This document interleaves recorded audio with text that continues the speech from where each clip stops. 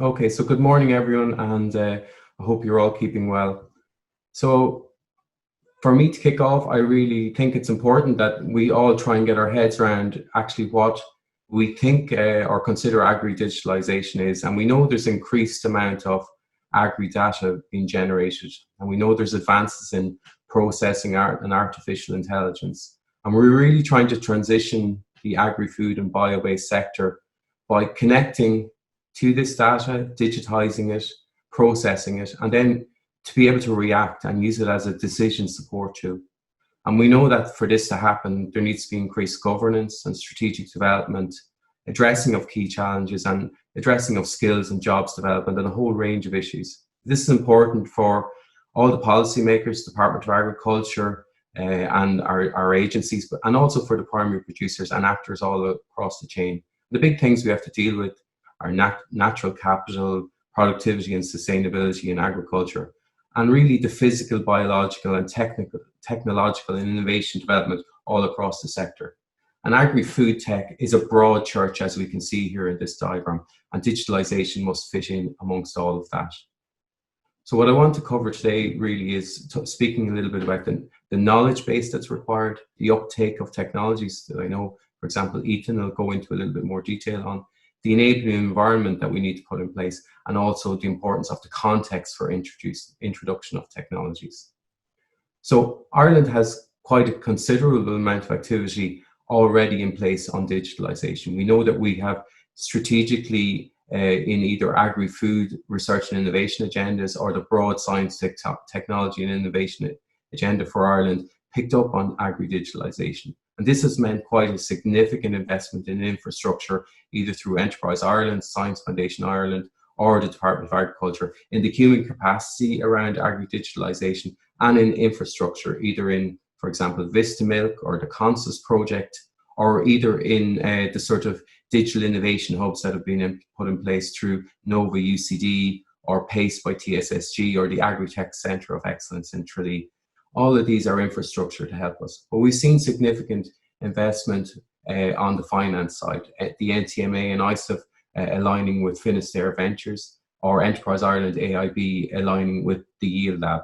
We see activities by Alltech and Thrive with John Hartnett, the Irishman, playing a deep role in agri-digitalisation in the Silicon Valley.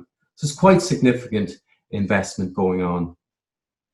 We also see that strategically there has been a declaration by 24 European countries to how to develop a digital future in agriculture in the rural areas. And this picks up on key challenges, what technologies need to be advanced, what adoption needs to be considered either in terms of skills or how it's picked up at the farm level, and how this deployment is facilitated either through CAP or through EU research and innovation funding. And we know in between that there needs to be infrastructure put in place, either in terms of hubs or in terms of knowledge and innovation or in terms of large-scale pilots. And all of this is underway. And I think it would be useful if everyone maybe had a look at some of these documents to try and get the sense of where we're going with this system. In terms of CAP, it's also going to play its role. And we can see in the development of the Agricultural Knowledge and Innovation System, the so-called ACIS, that the development of digital technologies is a part of this.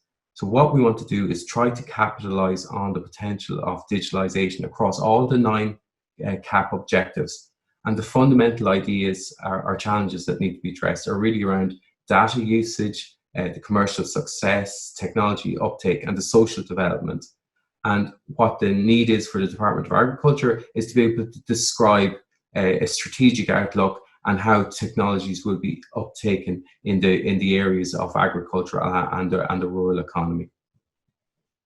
So where are we now with, say, EU-funded opportunities that have been put in place already to deal with some of the issues? Well, we know that the Horizon 2020 system has invested at least 163 million in the areas of robotics, precision agriculture.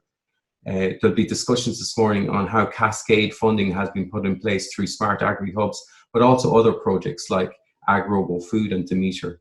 We also see that Teagasc is leading on a project where farm advisory services will be looking at how they can integrate with digital technologies and explain further to the farmer.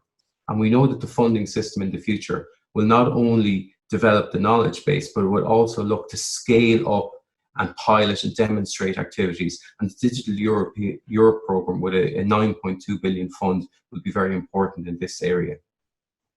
We know there are key considerations around governance, data sharing and business models. We know that the Copa Cogeca has worked very hard with a range of different stakeholders to put in place a code of conduct.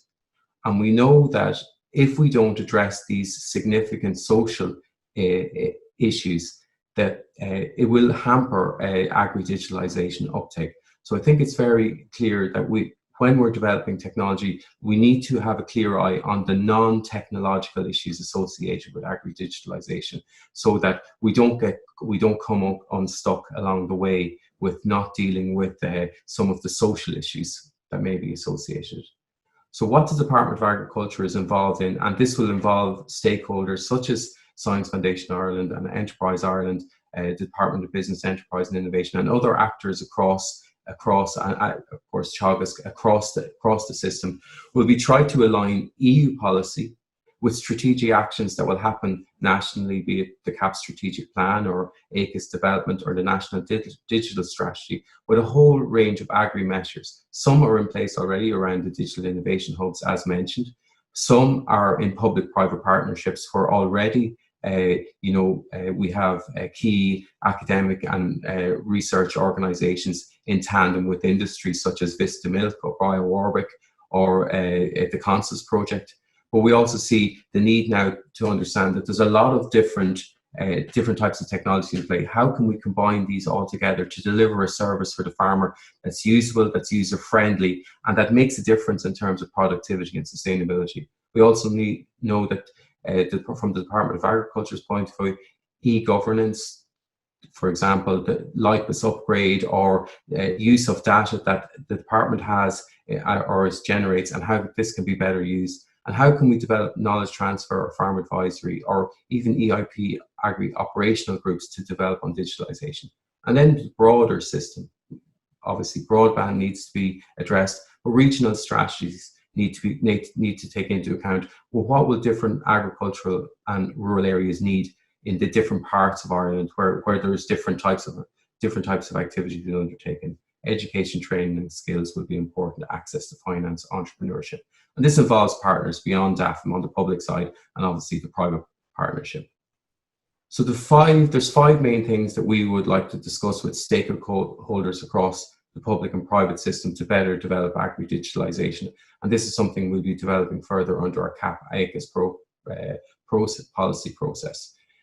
Looking at a framework approach, how we can engage with all partners, how digitalisation can develop for productivity and sustainability, how we can encourage the use and uptake of digital technologies, how the generation of data from the system can look at new business models that help us to drive the activities that we want to achieve in 1, 2 and 3 here. And then how we deal with impact on society and the economy, and we do this in tandem.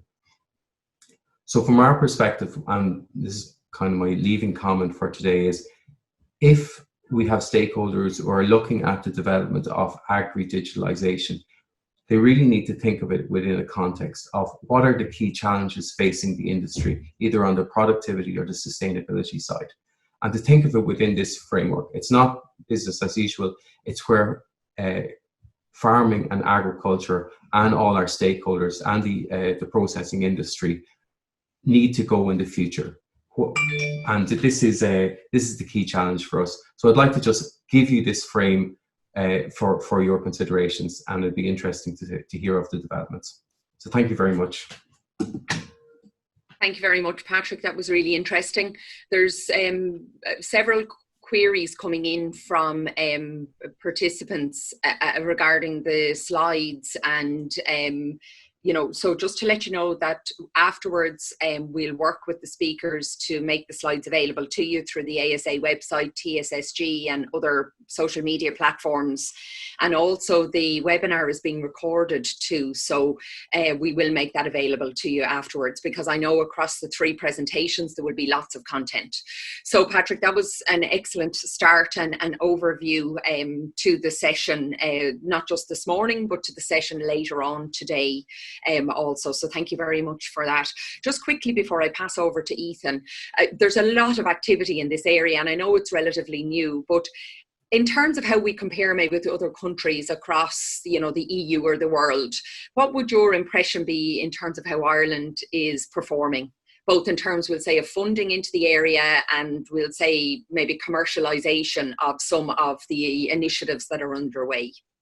So thanks, Karina. So I think there's two things to consider. One is the US situation and the EU situation. So on the US side, there has been over a long period of time very significant capital within that system and access to finance, and this system is now looking towards the food system itself. So there's quite a significant amount of commercial and private activity in the US, probably mainly suited to the type of farming that takes place there, either large scale cattle farming or big crop farming situations. Europe then, on the other hand, needs to develop agri-digitalisation for its own context. And we know we have a different farming context all across Europe. And what the EU and nationally countries have done is very much take a bottom-up approach. So very much build the knowledge base, build the research and innovation activities. And on the other side, then, we've slowly seen capital and access to finance being made available. And Ireland has probably been one of the leading countries in putting the access to finance and the knowledge base in place. And we can see that, one, with the investment by the NTMA and ISIF with Finisterre, or EI, Enterprise Ireland, being involved with AIB and the Yield Lab, for example, or Alltech and Dog Patch Laboratories. But then on the R&I side, we can see the very significant activity by, for example, Teagasc and TSSG and UCD in European Research and Innovation Awards. So we're right up there in terms of the knowledge base. We are right up there in terms of the access to finance. And I think then in the middle now is to try and grow the level of entrepreneurship and the piloting and demonstration of the innovation outputs of the research projects. And if we can carry on in this trajectory, we will be in a good place. Excellent. Thanks, Patrick.